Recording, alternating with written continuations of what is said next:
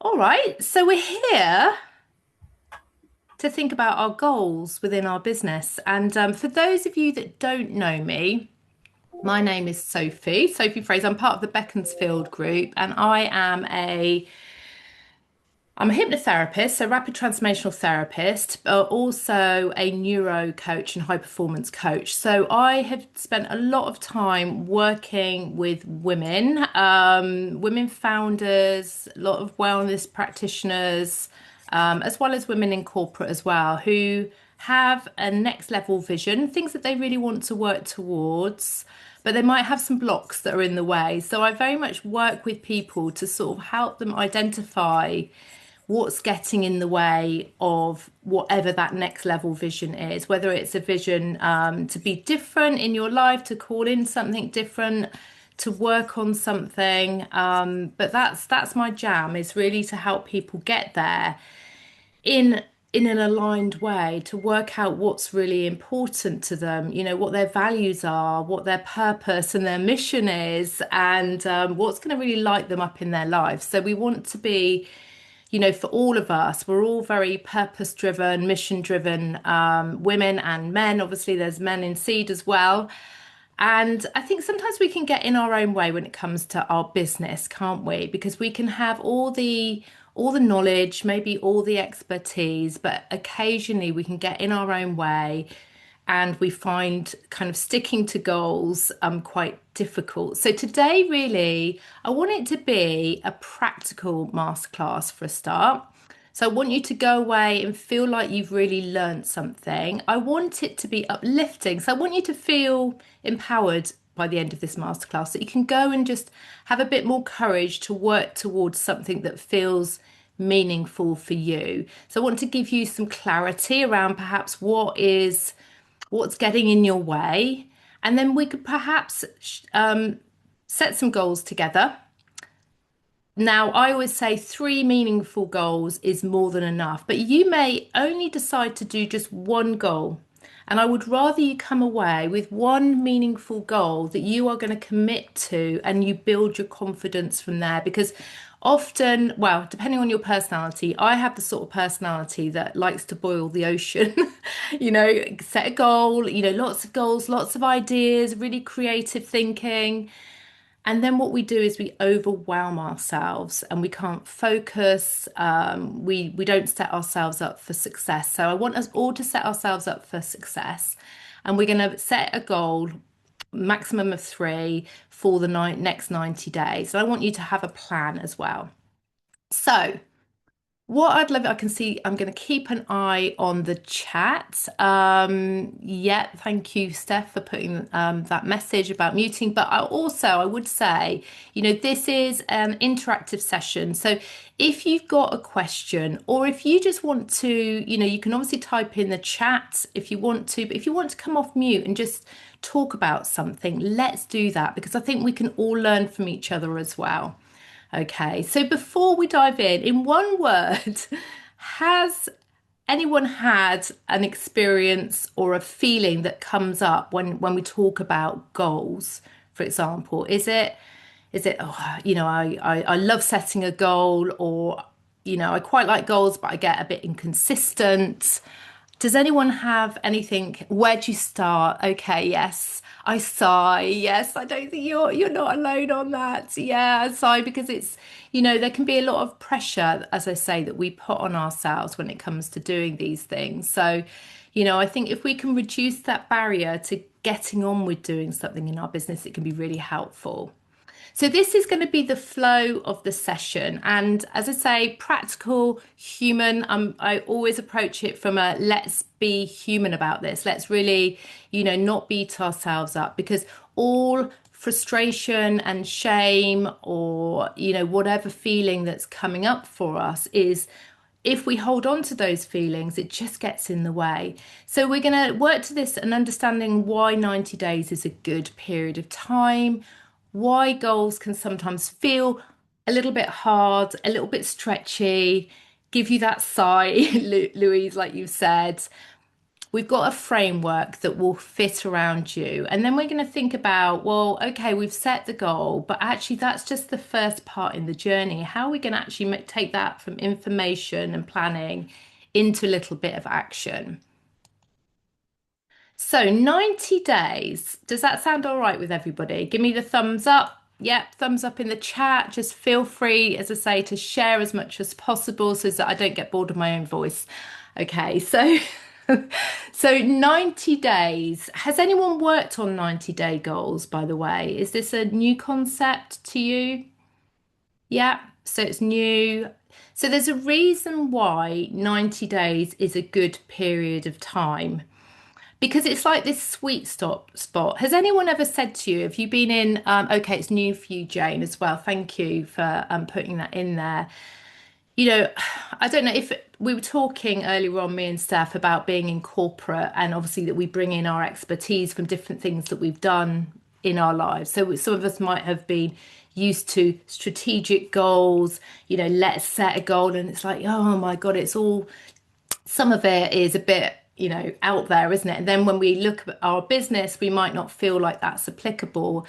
I think at the moment, it feels like, I don't know if you feel the same way, it feels like life is moving at a very fast pace at the moment. Like you've only got to go onto social media. It's like, oh, there's an algorithm change or a lot of talk about AI. Obviously, there's a lot of disruption in the world and life can feel pretty chaotic.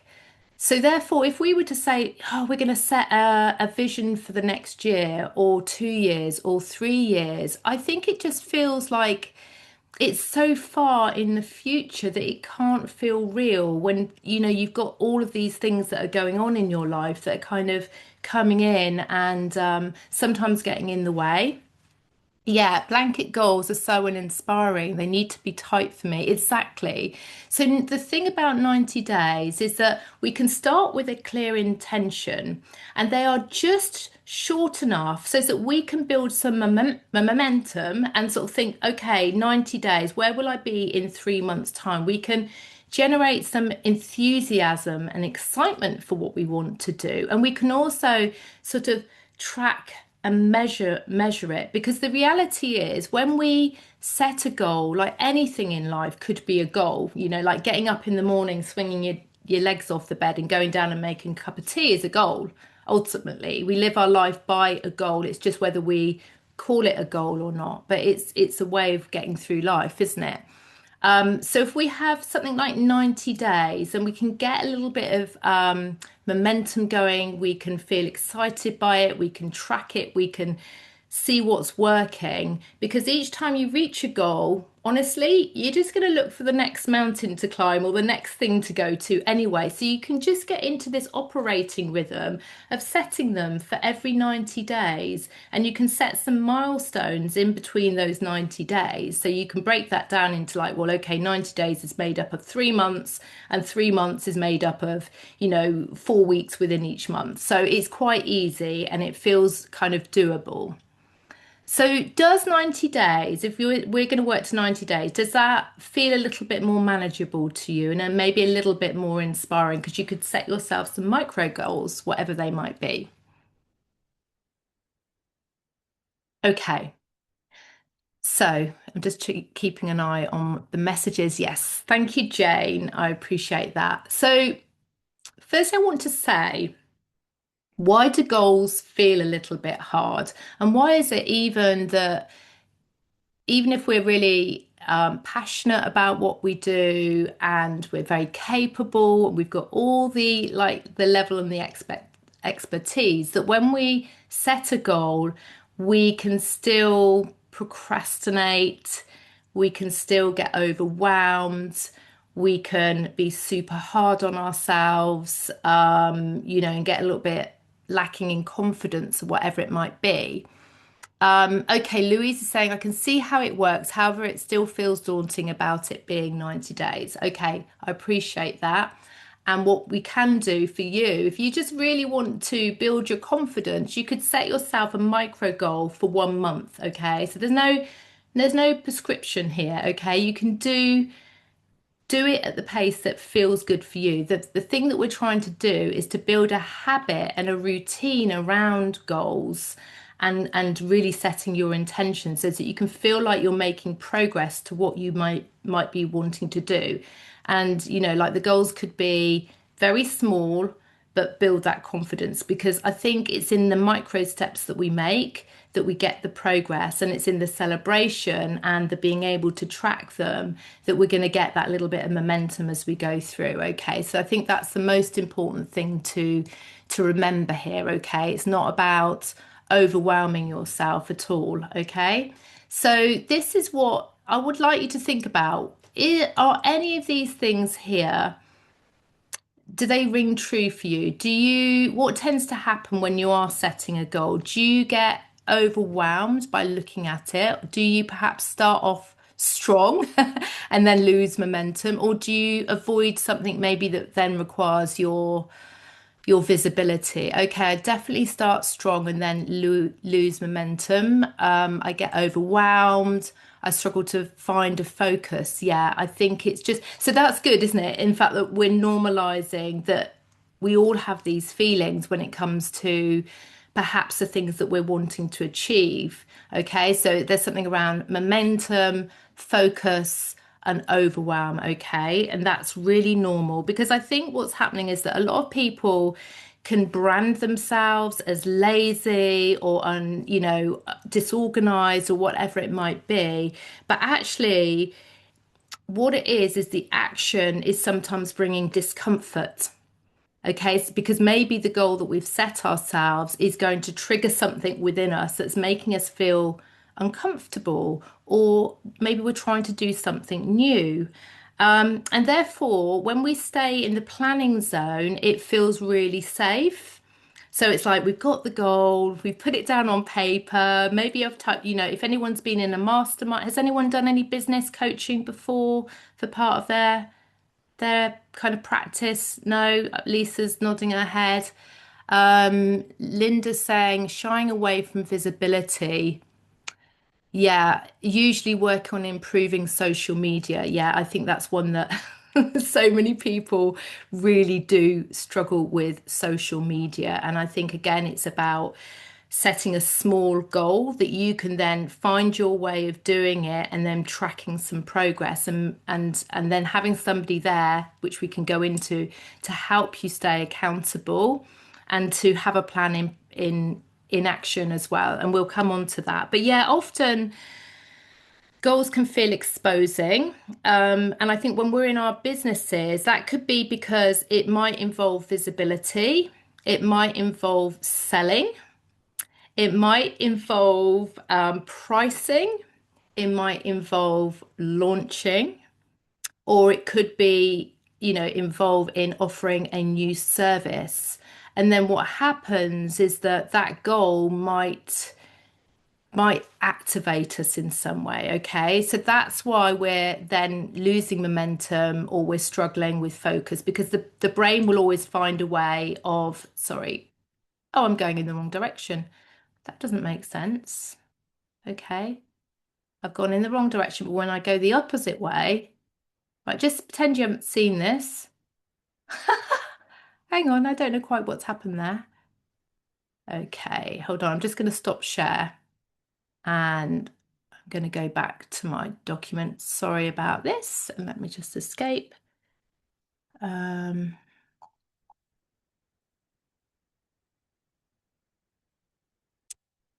Gonna share again. Okay. All right. Sorry, back in the room. I'm gonna put the chat back on. Okay. So the reason that we don't always follow through is because we've got all this stuff going on underneath the surface. So if you know anything about mind, how your mind is wired, which is something I'm really interested in because I'm a mindset and sort of high performance and neuro coach, is that it's not about the ideas and goals per se, because we can all write a goal down. We can all say we're going to do this and then overwhelm ourselves. But really, It's everything that's going on underneath the the surface that is requiring us to actually take an action, because we can set the goals, but then we've got to take some action. We've got to take that information into action. We've got to take a strategy into execution. And this is where it starts activating something within us. So sales might feel discomfort. We might feel a level of discomfort because it's activating some old belief systems that we've got around asking for money, for example.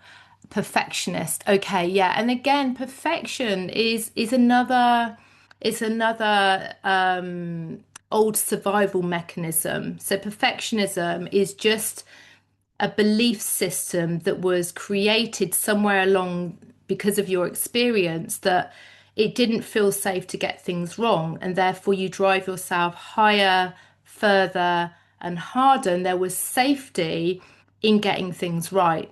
But actually, as a business owner, yeah, me too. Exactly, because somewhere along the line, like, where are we being reinforced and validated in our lives? We're being reinforced and validated through getting a 10 out of 10, getting an A grade, or being, maybe like a well-meaning parent has always kind of given you a pat on the back for getting something right. It wasn't often that we were validated for having a go at something, for getting it wrong, because we know that the pathway to getting things wrong is speeds up our path to getting something right. And actually, that's a growth mindset in action. So perfectionism is going to hold you back, basically. It's something we really like to, yeah, my experience, it was not okay. And thank you so much for sharing in here. I really appreciate this, because the more we can do this, the more we validate and we normalize these experiences, that we're scared to say, do you know what? I hate getting things wrong. But yeah, it was not okay to make a mistake. Oh, in the corporate world. That's right. So you have survival wiring still, because that's been wired into your subconscious mind, basically, that a program is in there to say, do you know what? I will be rejected, or there will be some consequence for me not being seen as a leader, not being seen as getting things right all the time. And then what that does is that becomes a program, it becomes a belief system, it becomes something that we work to. And therefore, as soon as we want to go outside our comfort zone, the subconscious mind will procrastinate for you. It will find something for you to do instead of doing the doing, like the messy action. So we have to work with those programs so that we can get to the action without perfectionism, without beating ourselves up against about all these things. And there's just so much power in just understanding, and then bringing, it's a bit like parts therapy. It's bringing that part back into your life, and really acknowledging that part of you and saying, I see you, I understand why you're there, I understand why you're a bit scared about this, but you know what, when that's not me anymore. And you start building this new kind of level of confidence for just taking action. Okay, so visibility on social media is really about fear of being judged, fear of what will other people think. I won't feel like I'm the expert. Somebody's going to judge me, because I mean, look at me. I've gone too far forward with my presentation. So I could say, oh, I messed up. Or I could say, well, the tech was just teching on me and everyone's fine, because again, it normalizes things going wrong, doesn't it? So sales is a massive thing. Money mindset is big. Confidence, feeling like an imposter, is massive around women. Again, it's old kind of survival wiring again. Pricing, who am I to charge? Or consistency, again, and boundaries. So here are your goal blockers. So let's see, and then there's no judgment here, but which archetype loves to visit you the most often? And we can claim a few of these. That's okay. So we've got the imposter healer, and this is just a bit of fun here, okay, ladies, and whoever's watching on the repeat and stuff. But this is where we feel like we need to have all of the expertise before we get out there. and you start questioning yourself as to who am I to put myself out there with this. Okay.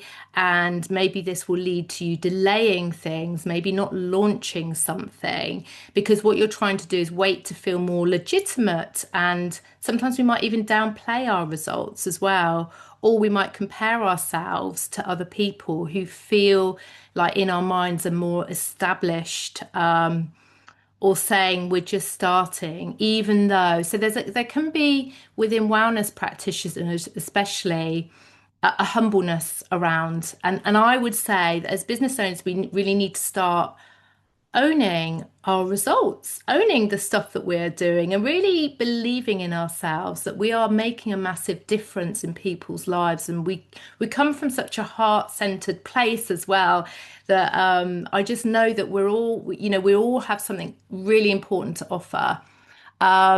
The owl, peacekeeper, and giver. Yes, three, exactly. Because often we are a real mix of all these things. So the invisible expert, again, brilliant at the work, but doesn't really tell anyone about it. So not really talking about, confidently about the transformation that you offer your clients. And the more comfortable we can get with, really talking and owning the transformation, it's not about bragging, but here's the thing, and a lot of men are more comfortable with this. I think there's a societal thing within women as well. And I know there's obviously there might be men watching this on the replay, so I'd love to know your thoughts too. But I think from a research point of view, women are less confident, and there is a bit of a confidence gap there in terms of owning our expertise. Okay, imposter, healer, and peacekeeper. Again, awareness is brilliant. So well done, ladies, for identifying the overthinker. So I think somebody mentioned earlier on that they have lots of really good ideas, and then they get overwhelmed.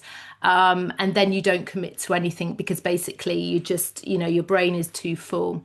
The peacekeeper avoids selling, doesn't want to raise her prices or follow up. Like, who has anyone had like a no in their business and then they've never followed up? Has that ever happened to anyone? Because you've just taken it. Yeah, Louise is, yeah, exactly. Yeah, Jane as well. Because sometimes people will say no because of the timing, right? But actually, it doesn't mean that they're saying no to your offer even. So if the fortune is in the follow up often with clients, depending on what you're offering, but it might just be it wasn't the right time. But actually, if you then reached out and said, "Hey, we had this great conversation, and I know that this was something that you were just wondering, did you get help with that?" And sometimes with clients, particularly people that I work with, they want to do the work, but sometimes they're a bit scared themselves, and therefore they just need a bit more confidence to kind of make that leap. And I often say with the work I do, you can borrow my belief. I believe in you, and when you believe in them and their potential transformation, that can become magnetic and that can start rubbing off. So again, when you work on your own belief in yourself, and this can happen slowly over time, can I just say, we're talking about identity here. We're talking about the stuff that's further down. It's an identity that has been created over time. So it stands to reason that if we're shifting identities, it can take time, ladies. So don't beat yourself up. This is just first step is always awareness. Okay, so the burnt out giver, right? I sigh here because I see so much of this. This archetype. I'm working with a chief medical officer at the moment. This woman is like Florence Nightingale, I swear. We were laughing the other day. I said, it's like you've got a cape on because you're going round, you are literally saving everybody, but you're not saving yourself, because if we don't give to ourselves, if we neglect our own growth, we're no good to anybody because we're going to burn out. Okay. So for some of us, it might be we're neglecting our growth, like we're not really giving ourselves the time and recognition to work on these things. But at the same time, we could also be over giving to other people and not looking after our health as well, our wellness, our space, our peace. It's that old adage of, grabbing onto your oxygen mask to give to yourself. So, so yeah, so great bit of insight from all of you there, just recognizing these archetypes. Because once we bring it up from underneath the surface, we can connect it in with our goals because we're going to set our goals consciously, but then we're going to have to work with the stuff that's going on underneath to kind of start working through those things that are just the survival mechanisms getting in the way, okay? Burnt out, overgiver, and overthinking, but improving, great. So, is there anything that's helped you improve, Jane? Is it just been experience or acknowledging it?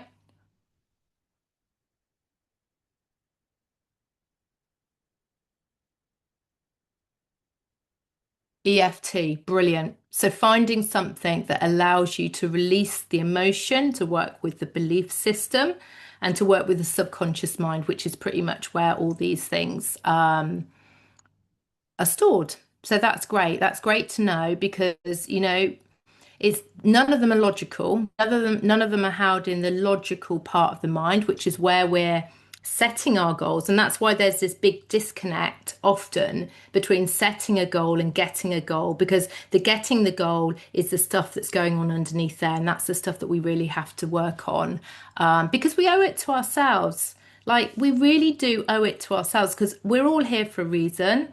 We've chosen to become practitioners, healers, where we're making a difference in the world. So we don't want to be a hidden gem, do we? We want to be out there, just owning what we're good at and enjoying the journey, right? Who wants to enjoy this journey as much as possible and to feel good about it and good about what you're doing? Because I think that's incredibly important. So, I am sorry. I know I'm putting quite a bit at you today because I really want to help with the education piece as much as the action here. So what I'm going to offer is that after we've done this session, I'm really happy for us to maybe even just have a little group if anyone's set their goal and wants a little bit of kind of support around and some, some kind of staying on top and accountability there. So there's a thing here that we need to keep in mind is that whenever we set a goal, we have to check in with our belief system around that goal and with our values around those goals because and the vision. So when we've got those things in alignment, then we're not going to get the self-sabotage. If we've worked on the belief, like we've set a goal and we're thinking very critically, do I have the belief in myself that I can achieve this goal? Or what support do I need to achieve this goal? Even if I don't have full belief, I might have some awareness on things that I want to work on that's underneath the surface that's going to help get me to the goal. But also, is the goal my goal? Because often, if we've been in I don't know, like a business masterclass, or we've looked at something online. Let's talk about visibility and there's a goal that you then set yourself for social media, but it isn't really in alignment with one of your values and how you want to do it, then again, you're going to get resistance. So it's really, really important to understand if you're setting a goal, how aligned are you to that goal? Does it align to your values? And if it isn't aligned to your values, then you need to rethink that goal or you need to rethink an approach to that goal so there is an alignment. Okay, does that make sense from everybody? Yeah, because there's a lot of research around this, and we know that we have this when we feel autonomous, when we feel like we are mastering, and when we feel like there is connectedness, there is a link to well-being. Okay, that's called self-determination theory. Okay, so when we get those things in alignment, we have this kind of self-fulfilling goal mechanism that helps us get there quicker. And that kind of makes sense, doesn't it? Because the point is that when we are working towards a goal, there aren't going to be perfect conditions. Okay? things are going to get in the way. We're going to have things that pop up and crop up internally, the limiting beliefs, the things that rock us, like we put out a post or we've put something out and therefore, like we get crickets. Do I just give up at the first hurdle? There might also be things externally to us, maybe somebody gets sick, maybe we get sick, maybe somebody we love that is relying on us is sick, and we therefore have to take a step back from that goal because we don't have time, or we've had to reset it and go a bit slower. But the point is, those things will always come up because that's called life, okay? But if we're relying on external motivation to help us reach our goal, then we're just fooling ourselves. Because where the motivation comes in is with internal alignment. It is inner intrinsic motivation that helps us get us to the goals. Okay, so that's why we check in with our beliefs, we check in with our values, and is it something we really do want, and we can see how it's going to benefit from us for us.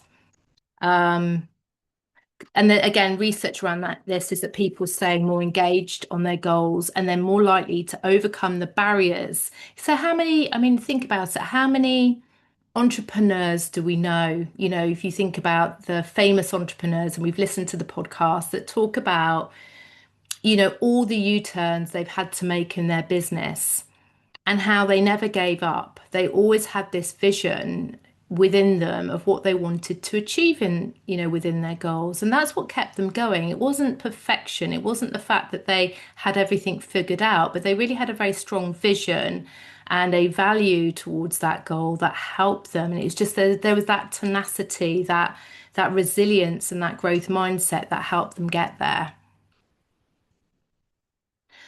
So So just check in here that there can be two types of goals. There can be the goals that come from this pressure of I should be doing more. Everyone else is further ahead of me, or I need to prove myself, or I have to be on the hamster wheel and keep growing. And those are the pressure goals, okay, where you're coming from a place of feeling pressure to do something, particularly through things like comparison. And I see again a lot of this on social media. It seems to be a big thing, or I feel pressured to do things in a certain way. And the reality is, the longer you're in business, the more you realize that there is no one way to build a business. There is only your way, there is only an aligned way. And therefore, sometimes when we're trying to shape ourselves into somebody else's way of doing things, it just doesn't work. It doesn't feel aligned. So we have to work that bit out for ourselves. And then, you can always find somebody else that's done it in a similar way that maybe can give you insight or inspiration. But you have to make sure you're following the right people and getting the inspiration from the right places. Does that land for anybody? Has anybody set a goal that was misaligned, for example, and it didn't work out because in the end it didn't really match your belief or your values, and therefore that's just learning, right? That isn't a failure, that's just learning. And if you can even, sometimes a really useful thing to do is to look at your quote unquote failures and to do a bit of an autopsy on it, and think about what was it about that goal. Maybe just write that down in your notes. Just think back to a goal that you didn't achieve. Yeah, lots in the past. Exactly, because we've all had them. But think about that and just have a little reflection on that. Think, well, what was it about that goal? And if we're honest, was it because we gave up too soon? Was it because it wasn't really in alignment with a value of ours? It didn't really feel right? Or was it belief? Was it something there about our belief? And I didn't really believe ever that I was going to achieve it in the first place, and it felt too stretchy. So when we pick a soulful goal, we know first and foremost why this matters to me. Why is it we want the goal? That's the first question we need to ask ourselves. What is it about that goal? Yes, I think it was that I wasn't good. Yeah, the I wasn't good enough. Oh my God, the I wasn't good enough. You wouldn't believe how many people that I've worked with that I'm not good enough or I wasn't experienced enough. And then, do you know what? The only difference between somebody else that perhaps or you've seen in the wellness area, because we can all see these people that have quote unquote made it, and we have to be careful there with comparison. But there wouldn't have been anything different in terms of their level of expertise. It might have just been their full on belief. They just get out there, they did it messy, they did it like, just with maybe without all the answers, but they just got involved in it. Yeah. You hear that constantly. Yeah, exactly. With your clients, I'm not, and often, Louise, I we can be very good at giving other people advice, but we don't give ourselves the same advice that we give our clients. Isn't that the truth? It's like I'm brilliant at giving other people advice. Oh my God, yes, exactly. Because we feel comfortable there, don't we? And we don't have to, like it's much easier, isn't it? It's so much easier. So yeah, so thinking about, like this matters to me. This matters because it's the type of practice, you've got to get behind your mission. Like who has a mission, really? There's something they're passionate about that really drives them in their business. Why they like often people that come into the wellness industry might have had a previous career. Yeah, the shame, exactly. Oh my God, yeah. I'm giving people advice. I don't take it myself. But if you were to really have a little visualization and really think about where you feel that mission and the thing that you really want to do, often it's in our heart, isn't it? It's in our soul. It's something deep within us that we feel like this is like, without being too spiritual, for me personally, is a bit of a soul mission. You've come and you've awakened to something that you found out that you're really good at. And therefore we do need to dig into that because, are we going to give up at that first hurdle? Or are we going to dig into that mission and say, do you know what? No, this is something because I want to help more people. I want to help people more, help them transform and to learn what I've learned. And I know that this practice that I do is going to help so many people. And God knows the world needs it right now, don't they? The world just needs a lot of support and healing and alternative integrative so let's kind of think about that and let that motivate us, and then really again think about how you want to do it and how it is sustainable for you. I'm big on you reaching your mission, but I'm also big in you doing it in a sustainable way that is fun. Who wants a fun business? Who wants to not feel heavy about their goals? Who wants to wake up and, yes, it feels a bit stretchy, but I feel excited by this. That's all a mindset and something we have to focus our attention on, more fun in our business, as if our goals matter, to do it in a fun way and to, maybe just take a bit of pressure off ourselves, because when we feel the pressure, we go into fight, flight, freeze or fawn. We cannot be in creation and flow. So what we want to do is to get into creation, get into flow and feel good about it. Shake ourselves up, do the EFT, do the breath work, get ourselves into a state of being really encourages us. So today I'd love you to think about 1, 2, or 3 maximum goals that you would like. Now, I've only put some examples there. It might be a small goal around visibility or marketing. It might be a goal around, client acquisition, income. Oh God, I said it, but you know what? We're here to also sustain ourselves, and we can't sustain ourselves in a business that's not making any money. So how can we go out and, we got to reconcile that thought about charging your worth.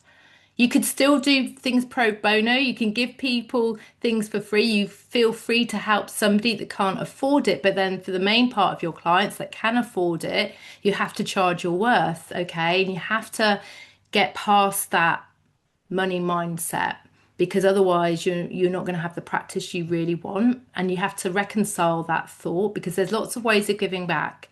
You can give your time to communities for free. You can do things that are really aligned. But for your main bread and butter, you need to be making money. Otherwise, you can't do your business right. And often people will say they can't invest sometimes in things, but actually they do go away and invest. So again, it's prioritization for people, isn't it, with their house? So you mustn't feel bad about charging your worth. I'll get off my soapbox, but I think it's really important. So it could be around visibility, it could be clients and income, it could be about pricing, it could be about launching a program, increasing revenue, it could be around tech systems, your back end, it could be around boundaries. So you might even want to just, I sometimes say, set a business goal and a well-being goal that marries into the business goal. Like, actually, if we're looking after ourselves, we're going to reach that business goal a lot quicker. So the two things do go hand in hand. And I always say rest, not just rest going to sleep, but like rest, rejuvenation, filling our cup is a strategic pillar of your business. It is a strategic pillar of your business because it sustains you, it sustains your business. Okay. So what, just write down now, and if you want to share, please do. What area feels most important for you over the next 90 days? And just trust your gut on this. You can come back and you can change it. You know, I'm not holding you to this first thing, but you know, there might be something that just comes up. You think, yeah, that's something I really would like to get a little bit better at and be a bit braver at, or you know, maybe you've been thinking about putting your prices up, or there's something that you've been thinking, oh, I'd really like to do that thing. Maybe I'd like to run a retreat or a VIP day, rebranding, including to include everything I offer. Okay, so is that a website rebrand? That sounds like quite a big goal. Rebranding's a big goal. So we can, yeah, Louise has been looking at rebranding. So maybe some of this work will be, what does that look like in terms of how that's going to, because that's quite a big goal when you think about, yes, it is a big task. So the most important thing is that you start breaking that down. So maybe within 90 days, and when you think about all the things that are to do with your rebranding, what would be the logical steps? Because otherwise what's going to happen is that you might just oh god, it's a big task, it's going to overwhelm me, but there will be a first step, a second step, a third step, and we're going to look at process goals, not outcome goals. We know the outcome, but unless we have the process, we won't get to the outcome anyway. But if we focus only on the outcome, like, oh god, I've got to rebrand, it's just going to hold us back. So we've got to think about the small bits. So maybe there's the first step of visibility, the first one for the first month, if you're going to break it down into 3 months, so we can think about, yeah, end up freezing and procrastinating. Yeah, exactly. So I think the key really here is to break it down. Maybe there's one area, and it might just be initially with rebranding, is first of all, the first step might be doing your positioning and thinking about, you know, what are your values? What are you trying to achieve through your business? And just, you know, working on that. And then that's your foundation. And then once you're doing that, you might think, well, okay, the first place I want to talk about that, because it's not always about the visuals, is it? I don't know whether you're thinking about visuals or whether you're thinking more about the services that you offer, for example. Maybe you can put in there. Okay, you want to write a short course for autoimmune conditions. You have a platform, it's linked to well-being. It means that people can start to work with me without doing one-to-one. Okay, so is that self-service then? Yeah, or in a group environment, there's some self-service, and then yeah, exactly. It means I can share at lower cost. Yeah, so that's great. So I can see already that's aligned to your values, and it's maybe aligned to your vision and mission to serve more people in a more affordable way. So that's kind of like ticking that box, isn't it? Great. Okay. Yeah, it does sound really good. There will be obviously many elements within that. And again, it's always breaking it down and just thinking. So, what I'd really invite you all to do is that you can start thinking about that in this session, but I'd also invite you to maybe share it. We could share it together on what those steps are, and we can break it down and put a few milestones in, some gentle milestones, remembering even if we put in milestones that we get to set the pace. So if it doesn't all happen in 3 months, that's okay, because all we're doing is that in 90 days, see it as a rolling process. So you set your 90 days, you see where you get to, you look back, you say, what's gone well, let's celebrate, and we're going to do that along the way. And then you say, okay, what's the next, where did I, it's not there to sort of say, well, I didn't make that goal. It's there to say, well, what progress did I make? What went well? What got in the way? What do I need to change? And about kind of constant course correction. That's what we have to do with our goals. Okay. So it's everyone who's here on the call is we've all got a potential goal that we want to work on, yeah? And some of it might be a well-being goal as well. So quick check before you, and I say commit in the gentlest way, in a way that feels sustainable and good. Are these the right goals for this season? So thinking about these questions just to filter, because sometimes we have different seasons in our life, thinking about what's going on. Does it genuinely matter to me right now? So, for example, I'm just going to use Jane's as an example because that's quite a concrete example. Seems like it does. That's a bit of a tick in the box. Will achieving it make a meaningful difference? Seems like yes, because yep, that's a tick because it means you can serve more people at a lower price point, which is, great for your offer suite, isn't it? Is it specific enough to act on? So yeah, it seems to be because it's quite a clear program. Is it realistic in this season of life? And when I say season of life, just thinking about commitments of time, but also energy, because energy is our most important resource as a founder. It's not necessarily time because all time isn't created the same, but our energy is where we're able to direct our focus and our attention. And what we know where focus goes, the energy flows. And that is absolutely true because we want to wake up and feel good about doing this. So, but we have to look around our life and think, okay, is this the right goal for now? Or is there something else that really needs to take priority before this? And does it align with how you want to grow? So is it in alignment of what you want to achieve? Does that help if you think about those things? Okay, so we want to make it specific. Okay, so this is the specificity. If I can say, oh my God, I said that word right, because I know I always get I get mixed up when I try and say that. Um, so we've all heard often of SMART goals, and they feel a bit corporate, don't they? The old SMART goals, because it's like, it's got to be specific, measurable, all the rest of it. But WOOP goals are even better. And I'll tell you for why, because WOOP goals work much more with your subconscious mind to create plans for your goals. Okay. So it's not just a quirky acronym. It's based on research that started in the 1990s by two psychologists that really worked around the motivation behind goals and what works.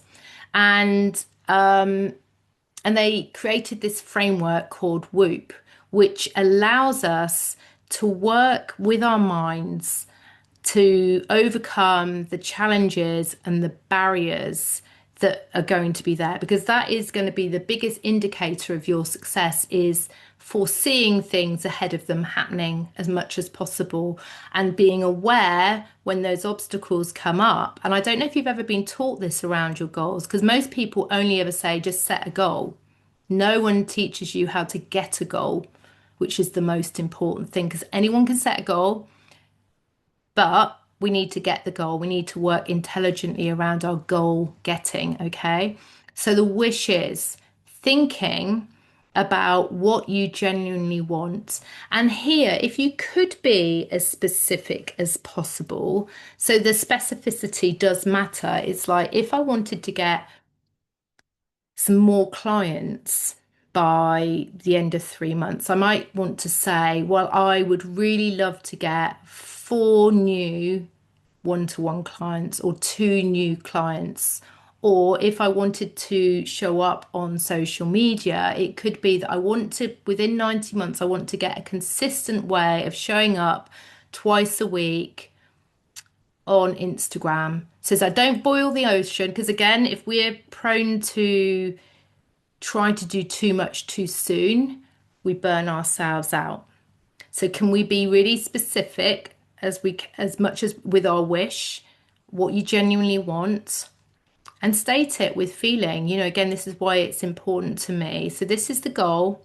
This is my wish. And sometimes it can really help to tune in to your heart, like really go into yourself and think, what is the wish? Why is it important? What does it mean for me if I was to get this goal?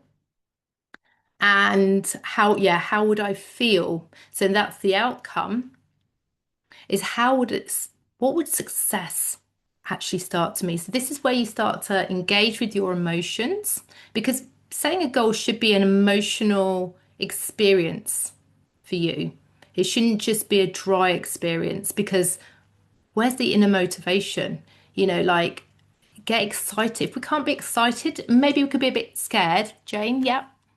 I just wanted to ask, so with my course, that wish, to make it clear, should I be saying something like, I want to sell 100 of my short courses? Is that how?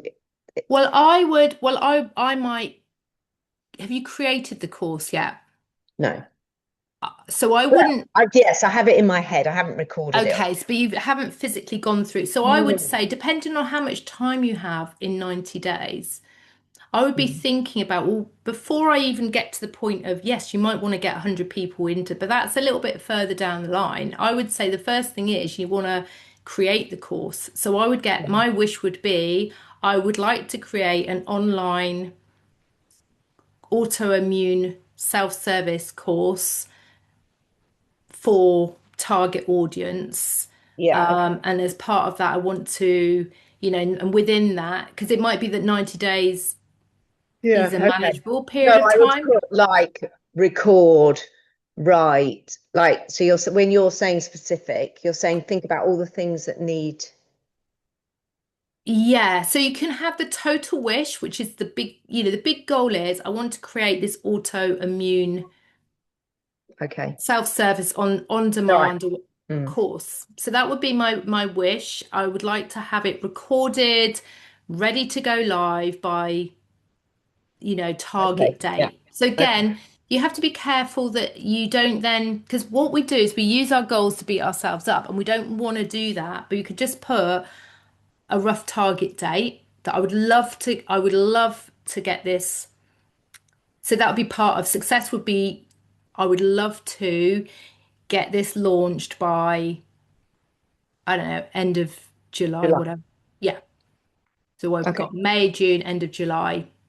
Perfect. Yeah. Okay. All right. I've seen the plan. Then saw the plan bit. So yes, I And can then see. within that, you're going to have milestones. So the first thing is that you've got to record the sessions. You've got to think about, well, how many are there? You've got to break it down. You've got to think about, have I got the right tech? And then need to get a sales page ready. And then on that, so there's going to be milestones for Okay. each bit. And I want, and this is where we've got to be specific, we've got to be realistic, but break it down, because our brain needs to have the details.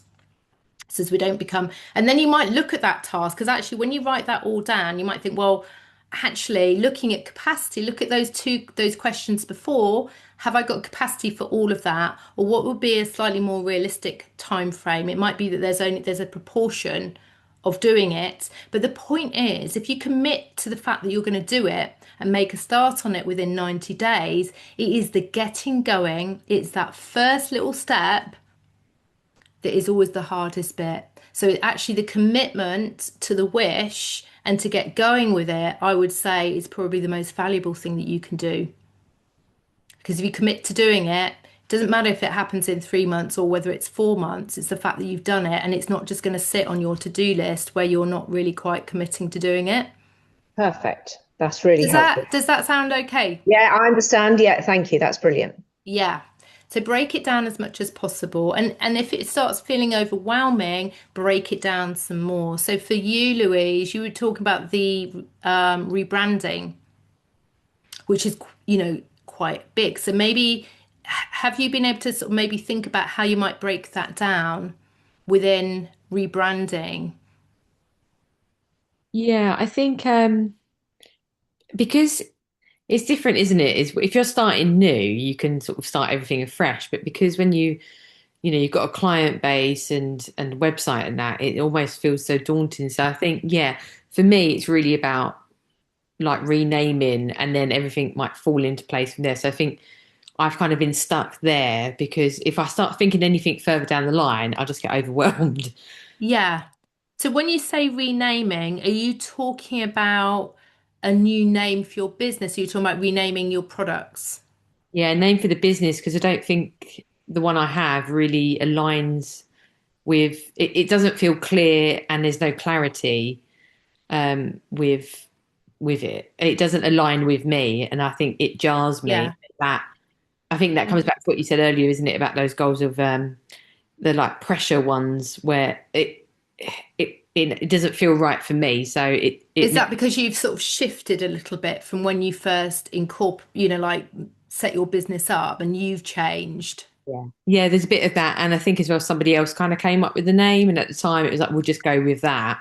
Oh, okay. It's kind of one of those where it doesn't feel like it's mine, and so It's like an identity, it's like almost an identity thing then, isn't it? yeah. Actually, yeah. And maybe part of that is an emotional element to it. That actually when you start to think about the name and what and it and you taking ownership of it. Mhm.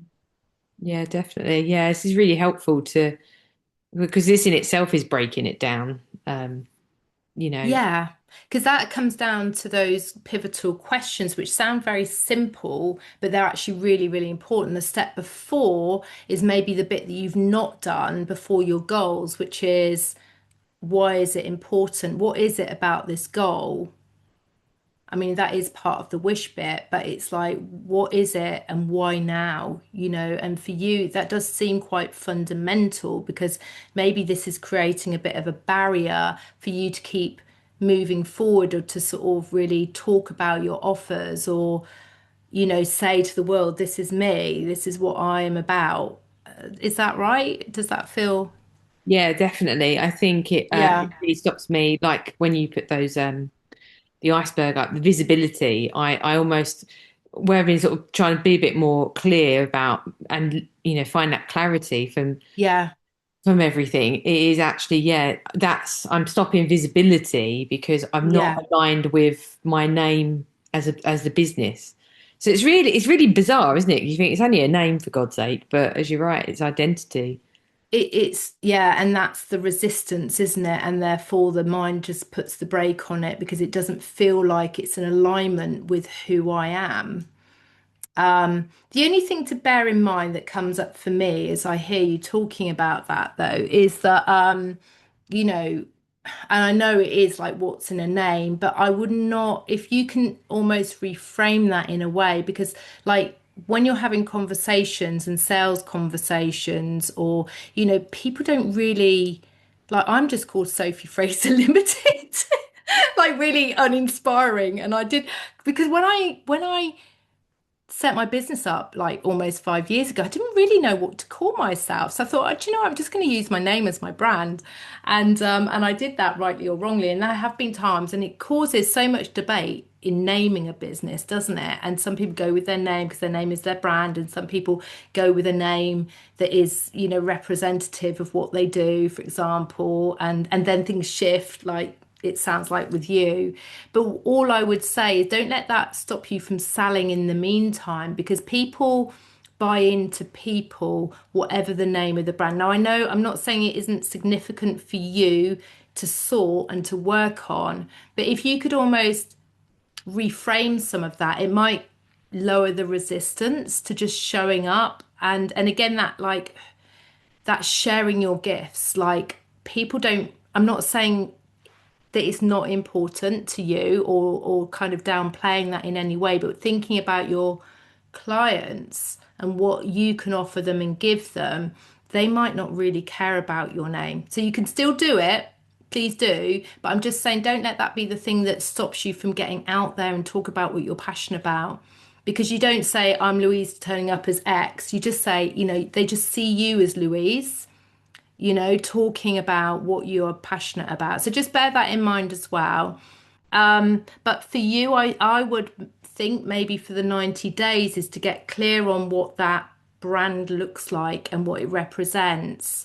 Not necessarily even like the colors, but it could be the name, but might be more around your mission, your values, and your purpose for being. Because when we get that and what you stand for and what you stand against, that's part of the visioning that we do.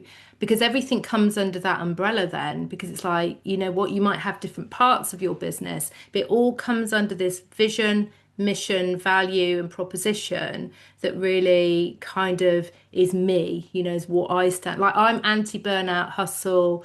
I'm into high performance, not overachievement. I'm into supporting women founders to achieve their next level vision. So that's what I'm about. And, you know, that's what I'm passionate about. And I think when you get clarity, so maybe for you, that's that first step. How would it feel if you could just get that bit sorted? If you just said, I'm just going to get that bit sorted for now. Yeah, no, definitely. And I think I done the masterclass with Natalie, which was around clarity, Oh, and okay, good. that was really helpful. And I think that's what's kind of spurred this on. So I feel like we definitely looked at values and clarity and things like that. And yeah, so that's now leading me to here, like, Yeah. and um, yeah, no, it's been really helpful for, what you're saying as well. So, Yeah. So maybe the next step is like, well, actually now once I've got that bit and I've actually put pen to paper and I've committed there, and maybe the next bit is to share that with a few people, get some feedback, although don't let that kind of like put you off. And then maybe thinking about, well, okay, what are all the elements now involved in a brand, in a rebrand? You know, okay, it might be to go to, like for me, the first thing I went and did was got my logo. I know everyone said you don't need all of that, but for me, it was more of an identity piece. It was an identity piece because I got my logo. I still use the same thing. These are my brand colors. They haven't changed. And it was that right representation. And then it might be like, okay, now I need to plan, you know, how do my services look under it? And there'll just be those steps. So just work out the first reasonable step for that you could do and that you feel excited for, because when you're excited you're going to start taking the action. Okay, that is the biggest thing, is get excited for this, see it as an opportunity to get yourself out there and really make your mark confidently in what you want to do. So, okay, so sense check. We're making it specific. Okay, so the next thing is that you could visualize, well, what would it mean to me? This is about like getting your, you know, this means that I will be able to show up on social media. As long as you don't use it as a, like, it's got to be perfect as that excuse, but like there's a reason why you want to do it and what that success would look like for you. So when you get really clear on the outcome, then you're going to think about, and this sounds a bit negative, but you're going to start thinking about obstacles, because that's the biggest thing we often don't think about when we're planning our goals, is that we've got to think about what might get in the way. So these are internal and external factors, like I think I've touched upon earlier on. I always say it's a bit like the Wizard of Oz and the Yellow Brick Road. So what you've got is you've got your wish and your goal, you've got where you are today. So, you know, when Dorothy sets down that yellow brick road and it's a windy road, and behind, you know, like each turn there was a new obstacle that it's a bit of like a hero's journey, in fact, isn't it, to get to that goal. So imagine it like your yellow brick road, you've got the goal, you can see that outcome. But now what you're doing, and I love this word, but it's like a juxtaposition of the kind of the promised land, the end with the of the yellow brick road with, you know, the rainbows and balloons and like, yes, I've got there, and the reality of where you are. So we need to be real about it. What is it going to take? And what is going to get in the way? Is it going to be my own confidence? Is it going to be that inner critic that's on my shoulder? Is it going to be something more practical, that other people need my time and my energy? My clients need my time and energy. So I've only got small windows. So how are we going to deal with that? Because once we know what those obstacles are in advance, then we can get to the P, which is the plan. Okay.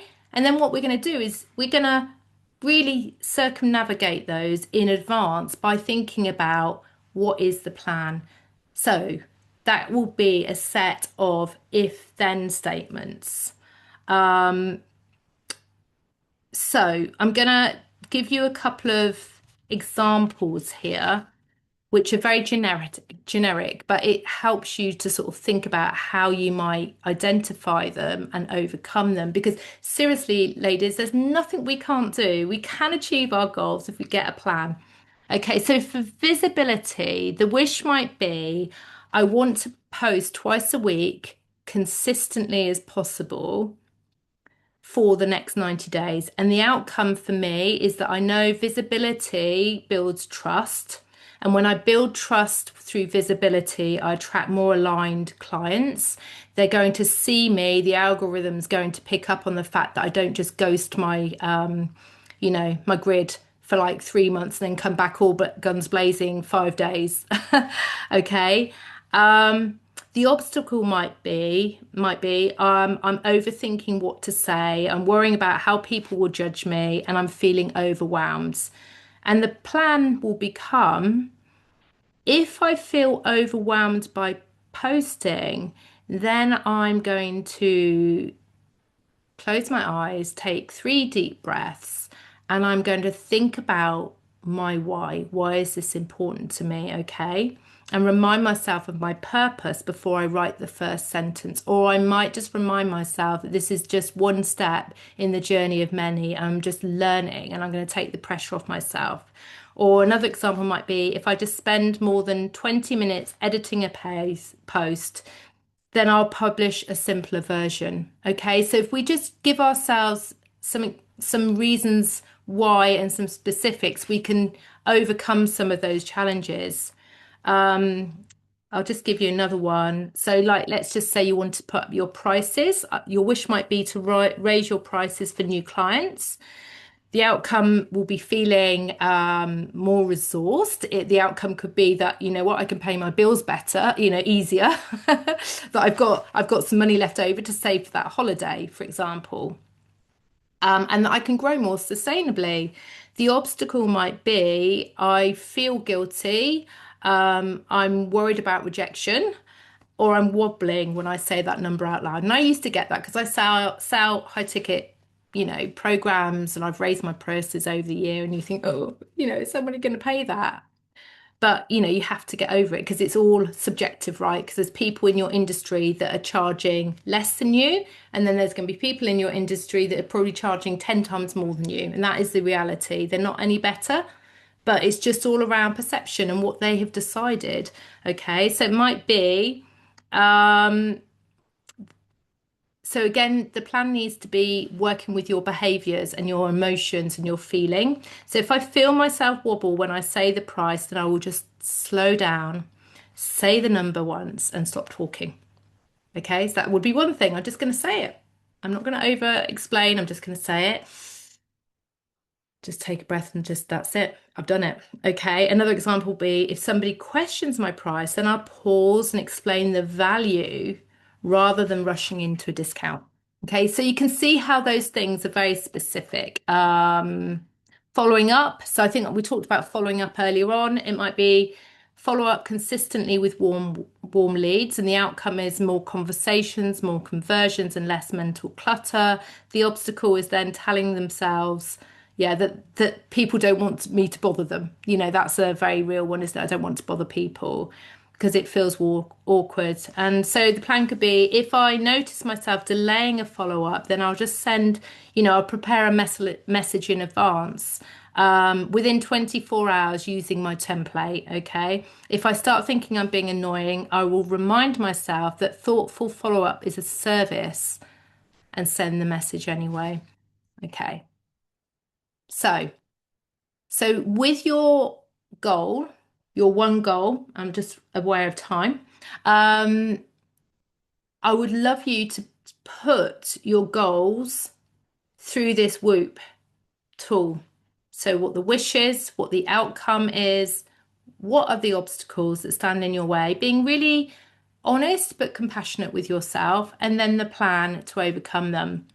What I would also do, given that it's 90 days, I would break my plan down into monthly milestones.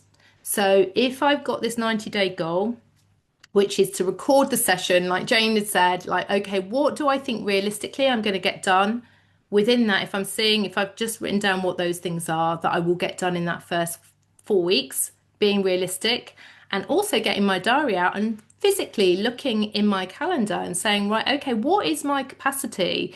Given that I've got clients, given that I've got, maybe, I don't know, friends, families, partners, whatever else is going on in my life. So look at your diary, plan in some specific times, ring fence that time, because if that goal is important to you, you're going to need some time to do it. Okay. Um, so yeah, so be specific, break it down into 4 monthly milestones. Sorry, 3 monthly milestones as well. And even within that, I would get as specific as like, what will I do in the first week? What will I do in the second week? What will I do in the third week? It doesn't have to be perfect. You might only do the first month and the first 4 weeks, but it's going to tell your mind that you're serious about this. You're going to make some headway. Okay. So I think we've talked about this. I've talked you through some of that whoop. And I'm happy to send my notes if anybody wants the notes, because I know there's a lot of information here. Yeah, Jane's a yes. And I'm wrapping it up now because I know we've been going for like an hour and 15, and that's why I planned out 90 minutes because it always takes quite a long time to go through this subject. Because if you're going to do something, you've got to do it well, in my book, anyway. So, process goals, again, this is based on research, are much better than just outcome goals. So, I know the outcome is I want to rebrand. I know the outcome is I want to launch this new course, okay? But the reality is that if we only focus on the outcome, we find ways to either delay or beat ourselves up but whereas if we just focus on the process, we get into the flow of doing the do. Okay, we get into the flow, and the flow is our friend. So just remember, flow equals progress. It's our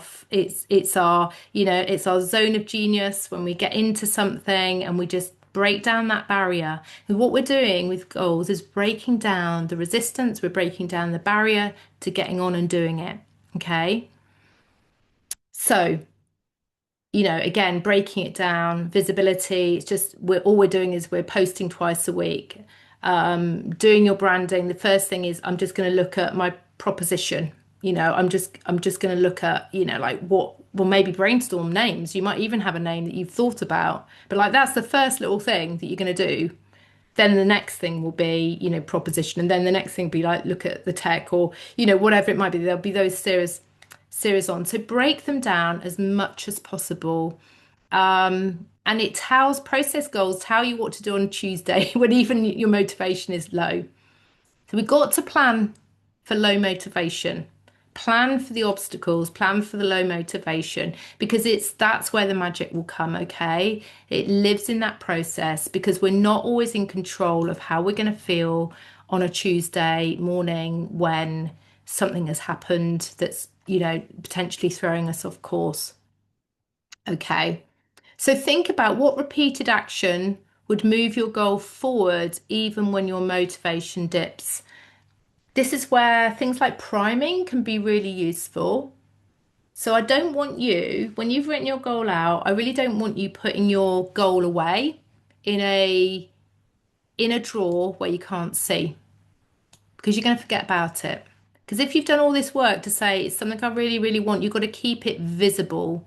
You've got to keep it in, put it on a post-it note. I've got a client, she really likes doodling, and she's got frame. She's actually got these 3 golden frames that she's put in her goal, and she's doodled around them. She's made it really pretty. It's a bit like doing a vision board. You've got to bring it to life. You've got to put it somewhere, maybe near your computer. Do you have a workspace that you use? Maybe there's like a little ritual that you'll do in the morning to say, I'm going to get up. I'm going to, like when everyone's gone off to work, or if I've got kids, they've gone, or I've had my, my first cup of tea of the day, I'm going to sit down. I'm going to look at my diary. I'm going to look at my goal. I'm going to look at my why. You've got to immerse yourself in it. Okay. If you want to do it, you don't put it away in a drawer to gather dust. If it's important and you've taken it through that, you're going to see it. You're going to have it in your line of vision. You're going to put it somewhere front and center so that you can, and maybe on a Sunday night is always a good night for planning if you can, even if it's 5 minutes, you get your phone out, you look at your diary and say, okay, when do I have a little bit of space this week to work on my goal that's really important to me?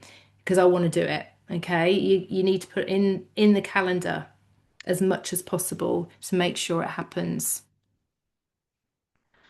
We've all probably heard of this, but like reaching a goal is about developing the identity of the person that goes after an aligned goal.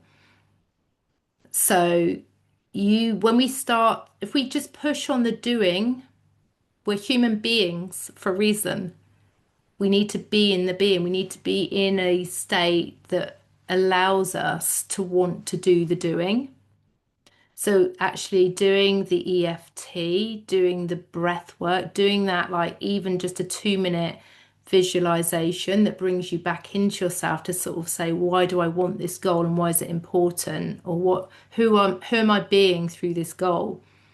Is really important.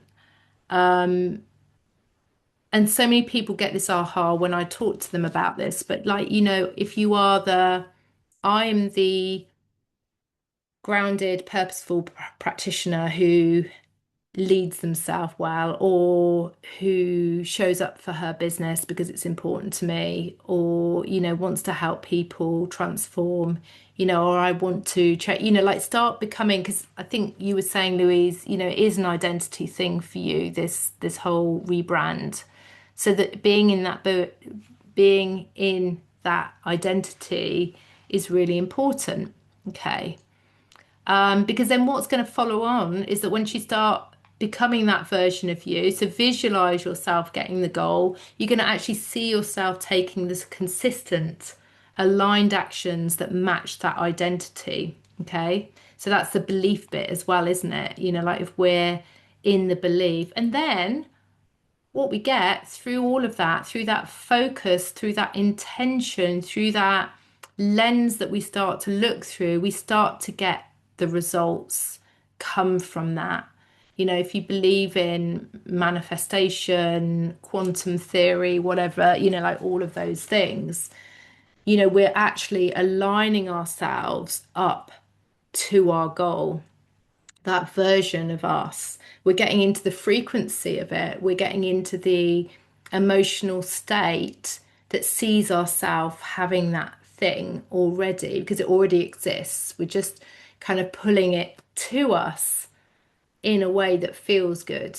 And I think that's so important. If we can get into the state where we're excited by this, maybe a little bit stretchy, maybe a bit, there might be some nerves, and that's fine, because sometimes nerves or excitement is a sign of growth. So I always like to think if I feel a bit nervous about something, I did a talk in London Stock Exchange group a few weeks ago, and I was really quite nervous because there were people dialing in from all around the world, and I was a bit like, oh, but I did it, and I'm so pleased that I did it because it was a bit of a milestone for me because I want to get into more corporate stuff. And was it perfect? Maybe it wasn't. It wasn't perfect, but I showed up as the version of me and, with as much confidence as I could, even though I was a little bit sort of inside, I was still nervous, which is normal. So see those nerves as a sign of something that you're excited for, that you feel passionate about. Because if you don't feel that about your goals, you are not going to have that motivation to get up and do the stuff over and above all the other things that you're doing in your life. Okay, so that's why the alignment is really important, because then you become that person and you do the thing and you feel good. You get the feedback from it. Because what I want you to do is to get feedback from the doing, not from the having at the end. I want this to be more of a process that you are just enjoying the process of working towards your goal, because everything when you get there is going to become another goal. So even when you've rebranded, you've got your, your program launch, your mind will be going to the next goal. And that's the reality of life. So if we can't enjoy the journey of doing, then there's no point turning up and doing it, is there really? You've got to, it's not just about, because you're not going to get there and think, God, that was amazing. Because you've got to enjoy it as you're doing it. And to really, that's all about how you show up for yourself and how you celebrate. So there's a few things just at the end to stay on track. You build a rhythm.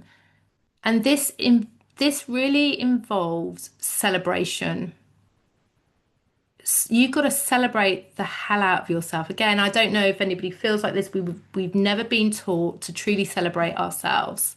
So it doesn't feel very natural, like giving ourselves a pat on the back, because we might be waiting for that big goal. We're waiting for the launch, right? We're waiting to say, yes, I launched, I rebranded, I made it.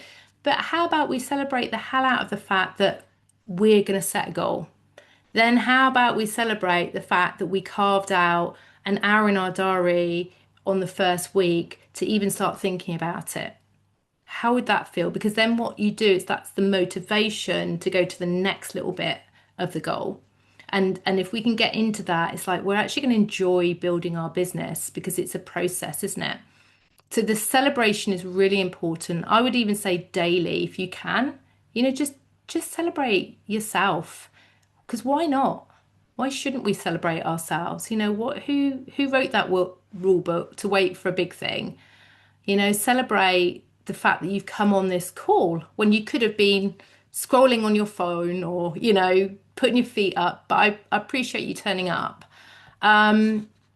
Weekly 10-minute review as well. Review the week. What went well? Short, consistent. Accountability. If anyone on this call would like accountability, I'm really happy we could stay accountable to each other as well as to ourselves. But somebody who knows your goals and checks in kindly, post-it notes, keep it visible, your weekly planner, set it as your phone wallpaper, make this immersive, okay? It has to be visible. And I think this is the last one, why small wins, sorry, not smart goals, small wins really matter. So this was some research. This was research that these people did, 12,000 diary entries from 238 people across 26 projects in teams in 7 companies. And they found the single greatest driver of motivation and positive inner work life is simply this. It's about making meaningful progress, even in small steps. Okay, so it's the small steps, not the big wins. So again, progress builds motivations, small wins reduces the overwhelm, and momentum builds confidence. Okay, we might not be confident at the beginning, but by the end of the process, we're going to be more confident. It might be something we've never done. Okay. And this is how habits form. You start becoming a person that makes the goals happen. Firstly, you've turned up for this. The second thing is over the next 4 weeks, you'll start forming a habit of looking at your goals and doing them. And then, by weeks sort of like 10 or 12, you might have those visible results. The compounding effect becomes real. Okay, this is permission to stop waiting for the big win. Every post published, every discovery call booked, every client supported, all of it really counts. So what is a meaningful small win for you this week? It could be I turned up and I've said it out loud. That's a win. So I'm going to send you these over so you can have them. Okay. So again, what mattered? What did I actually do? Just honest reviews, no guilt, just data. What got in the way? Like we can do that. Say, well, what got in the way this week? What was it? Was it time? Was it energy? Was it motive? Like, did I feel a bit down? Was it the weather? Was it that I was sick? What was it? Just be curious and what needs adjusting, not abandoning. There's so much of the work I do with my clients is helping them stay on board with what they're doing versus giving up at the first hurdle. Okay, so that's really important. What's my next first step? Okay, so thank you for being here. For anybody that wants some help, this is my offer to you. I have been doing some VIP half days where I get somebody, people come in with me. I did two last week. It was really super fun. Um, and I will help you build out a 90-day plan. We'll look at the vision. We'll get them written down. We'll create a plan, and then you get to see also where your blocks are. So we brainstorm the blocks, like what is it that's coming up, and then we create momentum with 4 weeks following the VIP session as well. That's my coaching space on the right. That's the board. That was board where we're just kind of like brainstorming everything. And then yeah, so if that's interesting to you, whoever's here or watching on the replay, just scan that and we can have a chat. There's no pressure, but I'm very happy to share. And thank you for being with me today. I really appreciate it. So yes. And oh, thank you. I've been planning to do a mood board for weeks. So I'm going to stop the share and how does everyone feel now, just in the last minute, about just having a go at a goal? It's been really helpful, thank you. You've just clarified what I need to do because I've Good. had this in my head for a while and actually I've just got to get on and do it. So It's I'm going just, to study your yeah, slides and write it all down. good. Yeah. Well done. And it sounds like a brilliant goal to break down and to get on with. And I'm sure you'll be brilliant at it. We can put some information in, like maybe in Seed Wellness for anybody that wants accountability buddy. I'm really happy to be an accountability buddy as well. Really happy to do that. So thank you for being here. And You're all my accountability buddies. yeah. All right. Well, look, take care Thank and you. enjoy your evening, everybody, and speak soon. Bye. Take care. Bye. Sophie, thank you. See you later.